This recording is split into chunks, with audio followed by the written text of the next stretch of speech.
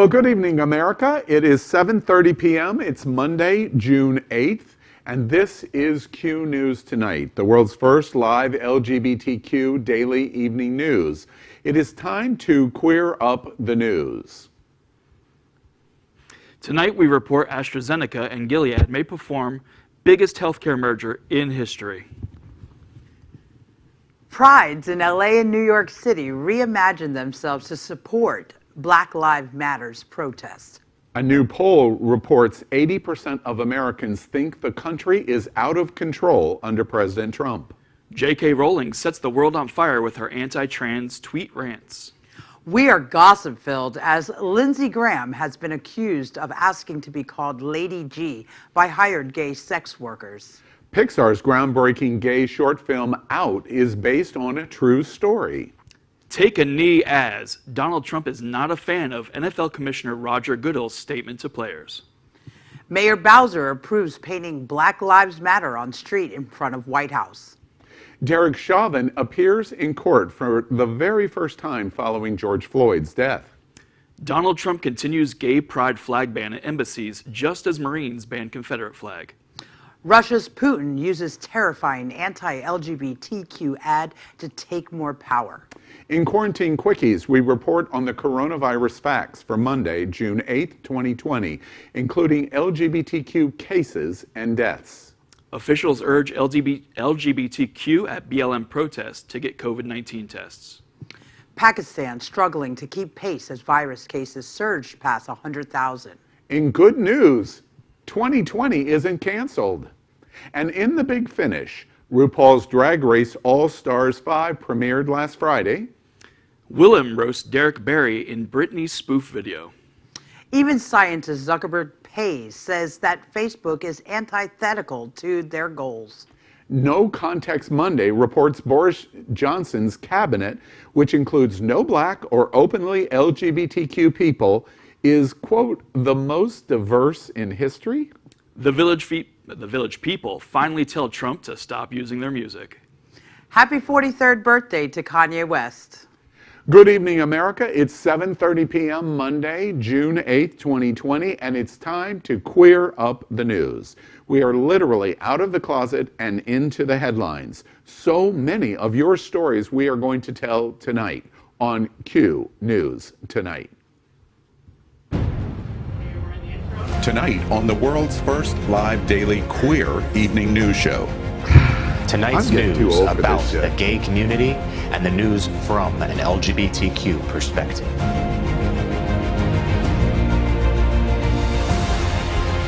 Are our gay stories important to you? In headlines, politics, entertainment, gay culture, travel, religion, and more. Reported by respected anchors. Out of the closet and into the headlines on Q News Tonight. Well, thank you for joining Q News Tonight. We are live.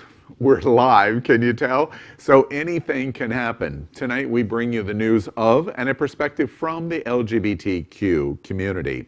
I'm your anchor, Al Ferguson, and this is my co-guest anchor, Chef Josie, and my co-guest anchor, David Hopkins, from production. He's the guy behind the scenes. So let's cue up the news. Tonight we bring you Q headlines. The LGBTQ community in America is diverse. The LGBTQ community around the world is vast, and we bring you bullet points of the queer news for today, Monday, June 8th, 2020. We first report AstraZeneca and Gilead may perform the biggest healthcare merger in history. AstraZeneca, the UK's biggest drug maker, has made a preliminary approach to rival drug maker Gilead about a potential merger that would potentially shake the very foundation of the industry. The two companies combined are worth approximately $240 billion and would be the largest healthcare merger in history. Gilead, in particular, is notable lately for having created a drug that's received U.S. approval for use with COVID-19. This could go one of two ways. It's either going to be this major company that ups the price of everything because they're making everything, or they're going to have the resources to lower prices for patients. So it'll be interesting to see where this goes. I think it's very dangerous whenever you put two conglomerates together to have that much power.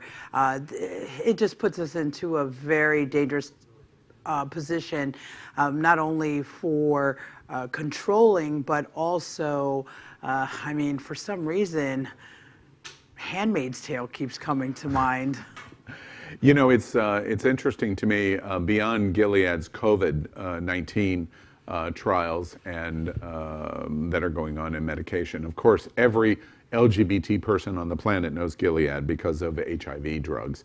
I'm very concerned how AstraZeneca's involvement may affect marketing and advertising in support of the LGBT community. Next week, Queer Up the USA. Prides in LA and New York City reimagine themselves to support Black Lives Matter's protests. Organizers of the LA Pride Festival and New York's Queer Liberation March announced their respective events will this year be dedicated to Black solidarity. Esteban Montemayor, president of one of the Christopher Street West board, invoked the names of Marsha P. Johnson, Sylvia Rivera, and Stonewall when saying this was an easy decision to make to stand firmly beside the LGBTQ community of color. This year marks the 50th anniversary of both cities' Pride marches. Well, that's great, and it takes again, you know, we're looking at this from the perspective of the LGBTQ community, and I'm glad that we're finally standing in solidarity behind our Black and brown members of our community. This is the time, if not now, when. If one thing for the LGBT community comes out of this is that we're all in it together. Black, brown, women, Asian, religious minorities, and LGBTQ. We're all in it together. To reappropriate a post from social media from my friend Elimination from the national organization Onyx, Jim Crow laws were overturned in 1968. When are we finally going to overturn the mindset that was behind them? Let's queer up the USA. 80% of Americans think country is out of control under President Trump, poll says. 8 out of 10 voters believe that things have spiraled out of control in the United States, with an underlying concern about COVID-19, as well as pessimism about the economy returning to normal. Just 15% of respondents thought the country was under control. Also, in the same poll, Joe Biden leads Trump nationally by 7 points among registered voters, 49 to 42, with many voters believing Biden will better be able to bring the country together. The most important component of this poll is to show the danger of Donald Trump. The more polls that you see like this, and there were many interesting things that came out of this poll, the most visible is the 80% think we have gone awry, is that the rattlesnake, when backed into a corner, is going to get more and more dangerous. Well, I agree with what Colin Powell said the other day. Donald Trump has gone far from the Constitution, and that is what he is supposed to enforce and uphold. I think that we learned something in 2016. Don't believe the polls. We must stay diligent as a community. Everyone needs to get out and vote, and we need to ensure that we put our country back on the right path of history. Well, we are going to queer up the world tonight by reporting J.K. Rowling sets the world on fire with her anti-trans tweet rants.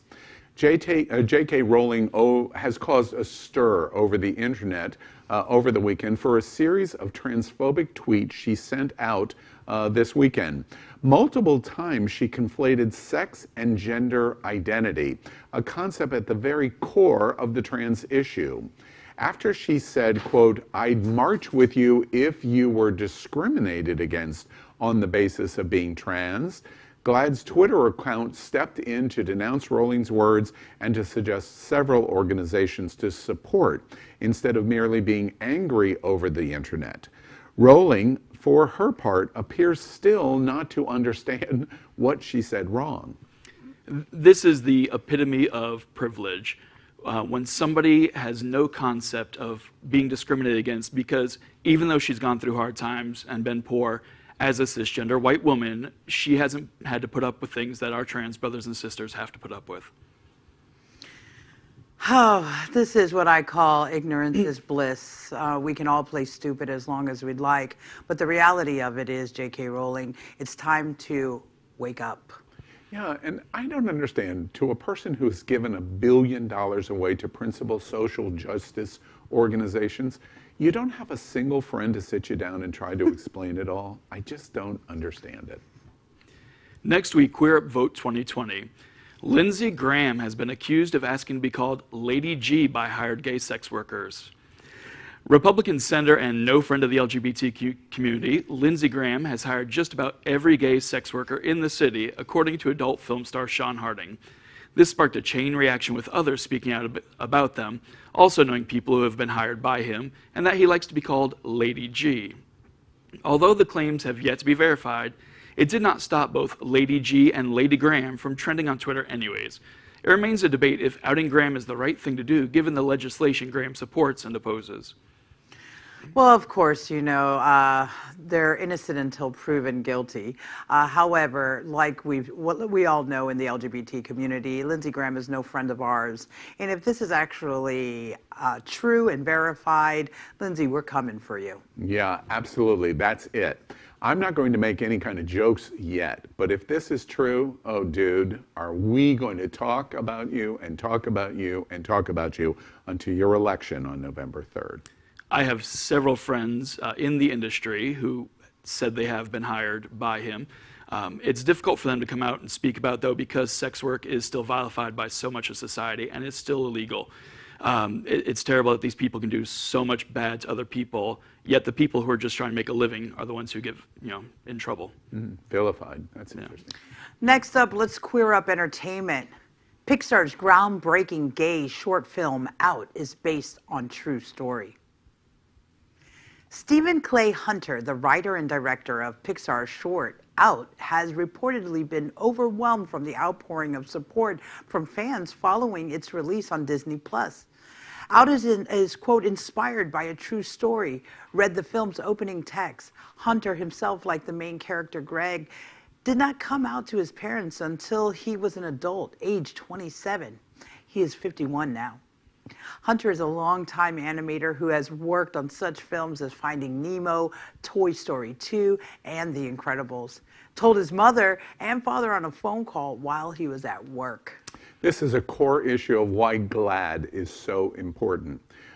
It's such a positive short product on Disney Plus like this literally can touch millions of hearts in terms of how they think about the LGBT community. I think it's absolutely magnificent. Okay. we're gonna move on in queering up sports tonight. Donald Trump. I told you it was a live show. We're going to queer up sports by reporting Donald Trump is not a fan of NFL Commissioner Roger Goodell's statement to players. Many applauded when NFL Commissioner Roger Goodell said in a statement that the NFL had been wrong to dismiss players' concerns about race. Donald Trump apparently was not one of those applauding. In a tweet, Trump expressed outrage that Goodell would so much as intimate that it would be okay for players to kneel or not stand for the national anthem in a move that would be, and I quote, disrespecting our country and our flag. As of this time of reporting tonight, the NFL nor Roger Goodell has offered any response to the president. Next week, Queer Up the USA. Mayor Bowser approves painting Black Lives Matter on a street in front of the White House.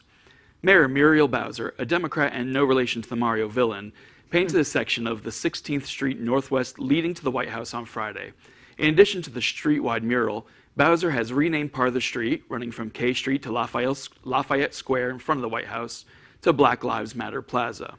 The bold display was intended to honor those who have been protesting racism and perhaps a not so subtle dig at our current president as well. Next, let's queer up the USA. Derek Chauvin to appear in court for first time following George Floyd's death. Ex-Minneapolis officer Derek Chauvin, who pressed his knee on George Floyd's neck for nearly 9 minutes as the man begged for his life, made his court appearance Monday afternoon. Chauvin was arrested last month and charged with third-degree murder and second-degree manslaughter. Last week, prosecutors added a second-degree murder charge. The third and final memorial service for Floyd was held today in Houston, where he grew up and lived before moving to Minneapolis. We queer up the world tonight by reporting Donald Trump continues gay pride flag ban on embassies, just as the Marines ban Confederate flags. In a long overdue change, the U.S. Marine Corps has finally issued a ban on Confederate battle flags. Continuing his stance last year, however, President Trump has reaffirmed that U.S. embassies are banned from flying the pride flag for this month, June Pride Month. Many states, including California and Wisconsin, have made it a point to fly the pride flag in an act of open defiance against Trump's attitudes toward the LGBT community. Many in our community said that Trump would be the most pro-LGBTQ president in history, but so far he seems very far removed from that hope. Queer up the world. Russia's Putin uses terrifying anti-LGBTQ ad to take more power. YouTube has removed a video that seeks to harness homophobia to cement Vladimir Putin's stranglehold over his nation. Russians will soon vote on constitutional reforms that could reset Putin's presidential term and allow him to remain in power until 2036. As part of that effort, the government created an ad that suggests the only thing standing in the way of LGBTQ people adopting children is the current leader. In the clip, a child is despondent after finding out his 2 new parents are both men, one of whom tries to give the boy a dress to wear. This is just the latest move by Russia's government to attack the LGBTQ community with disturbing effectiveness. Well, tonight, let's discuss COVID-19 in our segment we call Quarantine Quickies. Let's catch up on all of the news surrounding COVID-19 with Quarantine Quickies. The first story tonight is our daily reporting of the coronavirus facts. Very especially important to the LGBT community. We report on coronavirus case numbers. Based on the standard acceptance of 7% of population of the LGBT community, the world's LGBTQ COVID-19 cases stand at just short of 500,000 infected individuals. America's LGBTQ COVID-19 cases in the U.S. stand at over 140,000. Remember, the USA is just 4.4% of the world's population, and today America accounts for 28.1% of the world's cases. We report on coronavirus deaths. The world's LGBTQ COVID-19 deaths now stand at 28,495, and America's LGBTQ COVID-19 deaths stand at 7,878, and the U.S. now accounts for 27.6% of all world deaths. We report on testing facts. As of today, the United States has tested 21,326,000 tests administered, which means we've only tested 6.4% of the population in total. Q News tonight, as a result, recognizes our Hall of Fame top states in testing, which are significantly growing in their percentages. Number 3, New Mexico, number 2, New York, and number 1, Rhode Island, which is almost 5 times the number of the national average. Q News tonight recognizes our Hall of Shame states doing the worst job in testing, and LGBT America, we hope you don't live in one of these states. They are doing half of what the national average is. Number 5, Kansas, number 4, Colorado, number 3, Oregon, number 2, Idaho, and number 1 is Puerto Rico. Quarantine Quickies. Officials urge LGBTQ at Black Lives Matter's protest to get COVID-19 tests. With protests over racism and police brutality taking hold over many population centers across the nation, government health officials are urging those who participate to make sure to get tested for the virus, as in many situations, protesters can be seen mere inches away from each other, far from the suggested 6 feet, to reduce the chance of catching COVID-19 from others. there's a very real fear that the U.S. is about to see a second explosion of cases in the coming weeks. Certainly we know what we're getting ready to see. Here in Florida, this week has been the highest number of new COVID infections since the reopening began. We're going to see this all over the country. Approximately 20 states already have significant number of cases, new cases.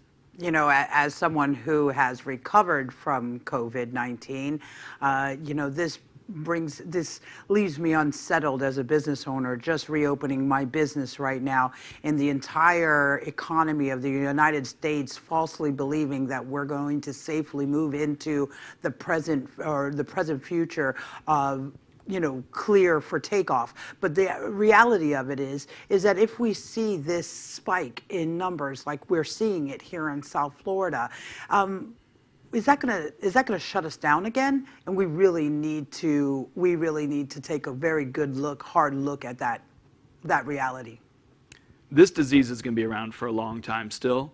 I don't blame the protesters. They're literally out there fighting for their lives. I do blame the people who went out over Memorial Day weekend to major parties and events, because those have caused major spikes in those areas. Well, we're going to continue in quarantine quickies, and Josie's going to talk about Pakistan. Yeah, Pakistan struggling to keep pace as virus cases surged past 100,000. Pakistan. Josie, we've prepared a package on that. Let's look at that first. Sure. The number of coronavirus cases in Pakistan has passed 100,000. Infections jumped after the Islamic holy month of Ramadan ended and markets reopened. Doctors and other health professionals wanted tougher lockdown measures, including the closure of mosques, but the government rejected that. More than 2,000 people have died from COVID-19 in Pakistan. Pakistan has now passed the 100,000 case mark for COVID-19, with hospitals now warning that they will soon run out of beds in the country. The country had been lagging behind other countries in cases, but in recent weeks, with more testing made available, the numbers have seen a sharp increase. With many Western countries beginning to decline in numbers, it appears the world as a whole is not out of the woods just yet. Well, it's interesting to me that we are watching significant spikes. The numbers in the United States are increasing. The numbers in Russia are increasing. The numbers in Iran are increasing. The numbers in Brazil are significantly increasing. We give this example in Pakistan. There's a common denominator of conservative denial in leadership, and you're seeing the effects on its population in terms of cases, which means it will also increase the number of deaths. You can also almost track where trade has restarted. When this first started, a lot of trade out of China shut down. Now that it's reopening, these neighboring countries that don't get much for tourism that spread it like we got here in the U.S. are suddenly getting these explosions of cases as the trade routes reopen. That's such a good point. And what we're noticing as well is this is something that we're not going to be able to avoid. With the leaders who are in place around the world, we are clearly, as the citizens of the globe, we are a part of this active scientific project, and we are the experiment. That's the news highlights we call Quarantine Quickies. Next, we queue up our segment called Coronavirus Good News. We want to report on something that made us smile today in Coronavirus Good News. Coronavirus Good News. 2020 isn't canceled. Yay. Good news can come in all forms, including the written word, even a simple poem. That is what 23-year-old Leslie Dwight did on Instagram last week when she wrote what we've all considered. 2020 is lost to us all. We have lost an entire year of our lives in so many ways. Health, work, social justice, school, sex and love, our plans, our dreams. In every way, 2020 could disappoint our hopes we had on December 31st, 2019, New Year's Eve, and what the first half of what 2020 has become. So when Dwight writes a beautiful poem to ask and express what is exactly on all of our minds, she reminds us that even in the darkest of times, there is good news. What if 2020 isn't canceled? By Leslie Dwight. What if 2020 isn't canceled? What if 2020 is the year we've been waiting for? A year so uncomfortable, so painful, so scary, so raw, that it finally forces us to grow. What if 2020 isn't canceled? A year that screams so loud, finally awakening us from our ignorant slumber. A year we finally accept the need for change. What if 2020 isn't canceled? Declare change, work for change, become the change. A year we finally band together instead of pushing each other further apart. What if 2020 isn't canceled? 2020 isn't canceled, but rather the most important year of them all. What if 2020 isn't canceled? Well, what did you think, Josie, of her poem? I mean, you know, this is the battle cry right now for all of us. We're all wondering what happened to this year, and as it continues to slip through our fingertips, it feels. I know that the overwhelming feeling of hopelessness and helplessness in this moment really lands on so many of our folks in our cities and in the country. But the reality of it is we have a choice. And I think that this poem speaks into the choice. We get to rise up and we get to, tap into that strength. I look back and I think about February, and I made a comment to somebody yesterday. I lost winter. Winter's gone. I lost it. I also think about what we're living right now in June. We've lost our pride. Not our pride as LGBTQ people, but all of the events that really celebrate the signature event of the Stonewall riots and what goes on in June. But that just means, because of Dwight's poem, it is acceptance of change, and we should embrace that, and we will move forward in a greater way than if this situation would not have happened. Back in February, in the time before, coronavirus, the hashtag Together We Rise was trending. And, even through all the tragedy, the world really has shown that together we're getting through this and we will come out better than we were before. Absolutely. Well, yeah, I'm sorry. Tonight we're broadcasting from our studio set in the middle of the World AIDS Museum and Education Center. The museum is in Wilton-Marys, Florida, in Fort Lauderdale, Florida. We joke, we're coming from the gayest place on planet Earth. Yeah, we added another person to the seat, and believe me, very gay. We'd also like to thank our set designer, Concepto Modern Living, here in Fort Lauderdale, for making this set in this living museum possible. We end tonight's broadcast with our Big Finish. These are short story mentions of LGBTQ news and news with a gay perspective. A little funner. Funner? Is that the right word? I'm not I don't sure. think so. So here we go. First on Q News tonight's The Big Finish. RuPaul's Drag Race All-Stars 5 premiered last Friday. First of all, Ricky Martin gets damn sexy the older he gets. I know you have a house down here in South Florida. Call me sometime. I can share it for your husband. I'm not mad. I love my queens. I can't say that I have enough time these days to keep up with RuPaul, but don't worry, I have Al, and he keeps me up to date on all RuPaul news. Chef Josie, as a Bravo reality television star from Top Chef, I am mortally damaged that you have not kept up with your kindred LGBT sisters and brothers at RuPaul's Drag I have Race. you, Al. And I can't believe that you've missed it, because there's only 74 inclinations of RuPaul Drag Race shows on television. You should be watching all of them. I'm watching We're Here. Yeah. Okay. All right, The Big Finish. Willem, speaking of RuPaul, in The Big Finish, Willem roasts Derek Barry in a Britney spoof video. Speaking of All-Stars 5, Derek Barry, who comes in saying, "Oh, I don't want to just be known as the queen who does nothing but Britney Spears," and then did nothing but Britney Spears. It's moments like these I wonder where my counterpart and my friend Aaron Darr is. You're missed this evening. Yes, exactly. And Willem and I have had exchanges in the past. He used to do the cruise, and I could tell you, if you want to private message me, I'll tell you some great stories. But I thought that this was absolutely hilarious. Good job, girls. Good job. In The Big Finish, even scientist Zuckerberg pays says that Facebook is antithetical to their own goals. One thing everyone needs to realize, social media is not news media. Okay, it's not fake news, it's not real news, it's people talking, and it's going to be whatever they want to say. I'm curious to know if this even matters to anyone, and if you would take this news, as many other celebrities are making the move to cancel their Facebook accounts.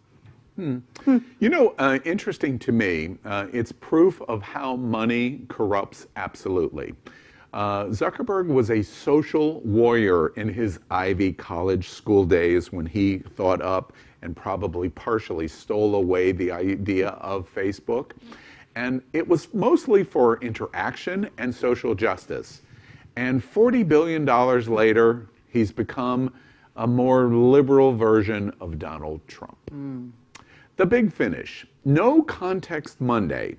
Boris Johnson's cabinet, which includes no black or openly LGBTQ plus people, say, quote, they are the most diverse in history.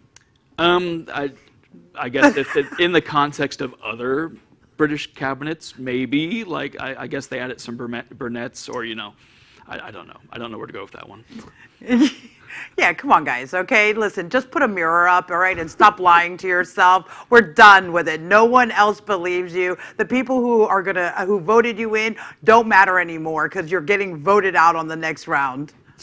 Do I live in Britain or America? I get these things confused. Or maybe Brazil. Maybe Moscow. I'm not quite sure.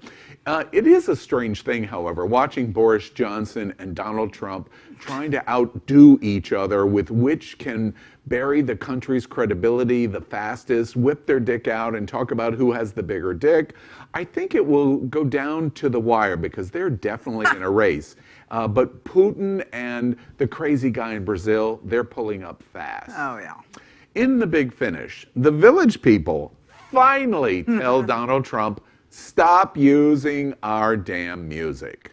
I won't subject the audience to my singing like Napoleon and Misty do, but I will say, we want you, we want you, we want you to stop playing our fucking music. Oh my God. Well, you know, the reality of it is Donald Trump this whole entire time has been trying to put together his own band. Just take a look around him. It's about damn time. I say if Trump wants to continue using the Village People songs, he's got to dress up as a cowboy and hold a press conference. Or maybe the leather guy, or, oh, actually, on second thought, maybe that's not such a good idea. Ooh, I've got a little pain in my throat right now. It's the leather guy. Yeah, the big finish. Happy 43rd birthday to, I can't believe I'm saying this, Kanye West. Kanye West. Happy birthday. I'd buy you a book, but I know you don't read. Oh. Okay. Well, you know, yeah, you know, Conway. See, it's like Amway now. Yeah, because that's kind of how I feel about this whole entire situation, Kanye. You know, listen, happy birthday. I'm glad that you're still alive and still making everyone around you crazy and also continuing to make it okay for people like myself. The strongest insult that I can do here in the big finish is say who you're married to. Kanye West is perhaps the only person whose ego is as large as the president's. And that, I think, is the key to why they get along so well with each other. They just love patting each other on the back and kissing each other on the cheeks and patting each other on the ass. That and the tax cuts work really well for both of them, too. That's today's news for the LGBTQ community on the world's first daily LGBTQ evening news show. Remember, if it's important to the LGBTQ community, it's important to Q News Tonight. But you must help us click subscribe on YouTube and share this news. We are literally out of the closet and into the headlines. This is the only source of live LGBTQ news in the world. Your community needs your support. You are not alone. We will get through this crisis. We are here with you, and this is Q News Tonight.